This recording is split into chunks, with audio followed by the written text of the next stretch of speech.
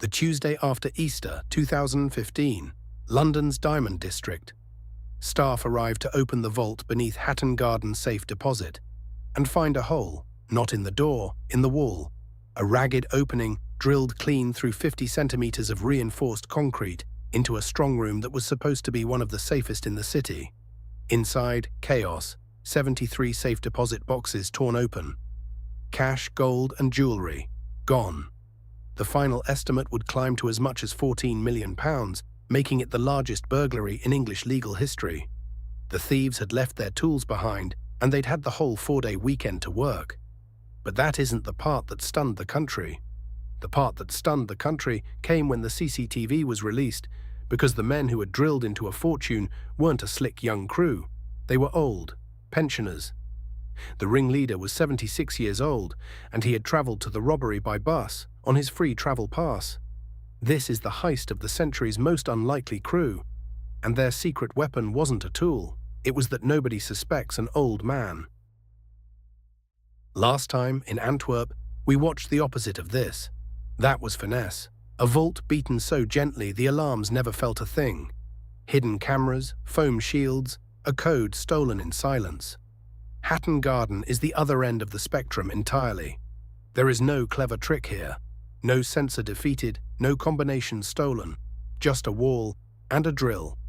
Hatton Garden Safe Deposit sat in the heart of London's jewellery trade, an old family business where dealers and ordinary people alike stored what they couldn't afford to lose. The vault was in the basement, behind a heavy door and thick walls, a design that had kept it safe for decades. And that was exactly the weakness. It was old, it trusted its walls. The crew never touched that famous door. Why pick a lock the size of a dinner plate when you can go around it, straight through the concrete beside it? But the truly strange advantage this crew had wasn't about engineering at all. It was about invisibility. In a world of cameras and suspicion, a group of men in their 60s and 70s can walk through a city carrying tool bags, and no one gives them a second look. They were, in a sense, the perfect disguise for each other.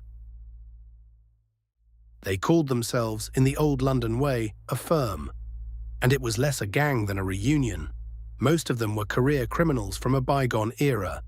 Decades past their prime, drawn back together for what several of them openly called one last job. At the top was Brian Reader, 76, the man the others treated as the master, a veteran whose name reached back to some of Britain's biggest robberies. Reportedly, he travelled to the job on public transport, using the free bus pass the country gives its pensioners. There was Terry Perkins, 67, another old hand, a diabetic who, the court heard, had to manage his insulin while he worked. There was John Collins, 75, the lookout, and Danny Jones, 60, the eager one, a fitness fanatic said to have turned up for the burglary in a dressing gown. And then there was the one they only ever knew as Basil. Younger, careful, his face always hidden, the man who could handle the alarms and let the others in. For years, no one could even prove he was real.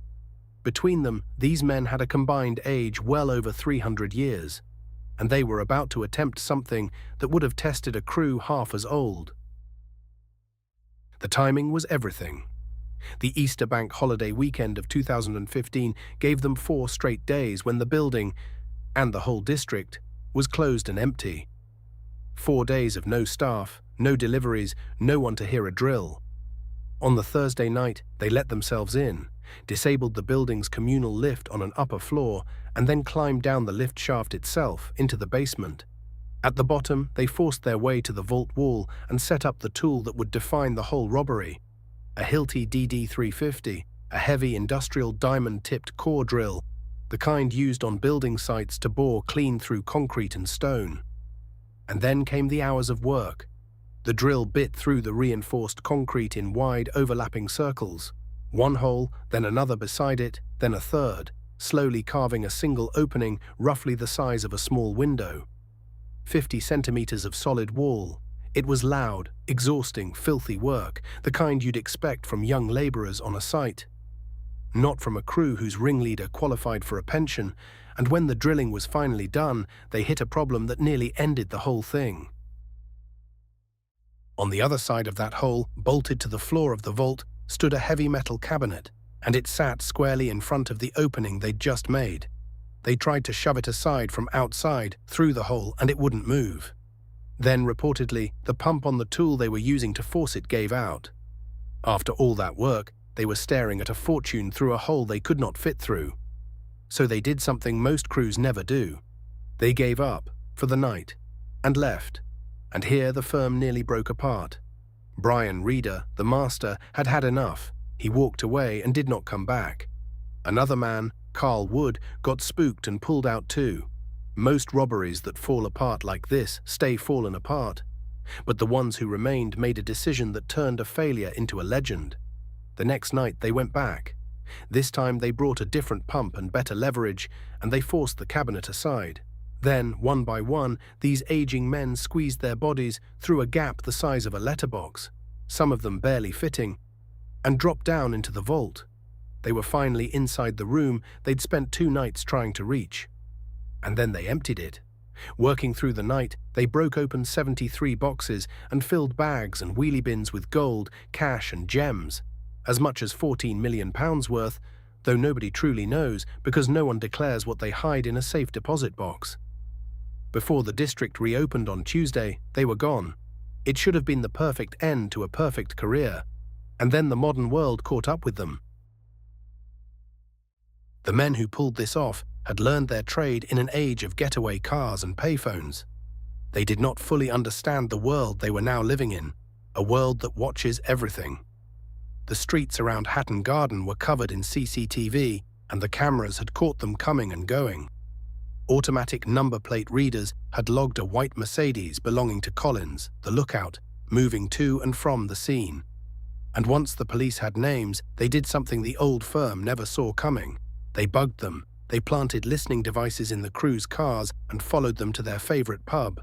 And there, caught on tape, the greatest generation of British armed robbers did the one thing you must never do. They talked. They relived the job. They bragged about the gold, argued over the split, and complained about their aches and their eyesight. All of it recorded, all of it evidence. The Dunbar insider was betrayed by a friend. The Antwerp crew were undone by a sandwich. And the Hatton Garden firm, men who had kept their mouths shut for 50 years, were undone because this one time they could not resist telling the story. The vault is never the weak point. People are. In May, the arrests came. Dawn raids on quiet suburban houses, officers leading away men who looked like somebody's grandfather. They were charged, and most of them pleaded guilty. In 2016, the sentences landed, 6 to 7 years each. For men in their 70s, that was, in every way that mattered, a life sentence. Terry Perkins would die in prison, and Basil, the mystery man, stayed free until 2018, when he too was finally caught. And the money? Of the £14 million that came out of that basement, only around £4.5 million was ever recovered. The rest, most of it, has never been found. Somewhere, the largest burglary in English history is still, quietly, unspent. Britain couldn't decide whether to be appalled or delighted. Within 3 years, the story was a film starring some of the country's most beloved actors, playing the very men who'd robbed the vault. They had wanted one last job to be remembered by. They got it, just not the way they'd hoped. The perfect crime, pulled off by the least likely crew imaginable and lost to a bugged conversation in a pub. For 5 weeks, we've watched people break into the impossible. Vaults, tunnels, drills, disguises. Next week, we turn it around. 3 men who broke out of the one place no one was ever supposed to leave, a prison on a cold island, surrounded by freezing water. They vanished one night in 1962, and to this day, no one knows if they lived or died. Subscribe, and I'll see you then.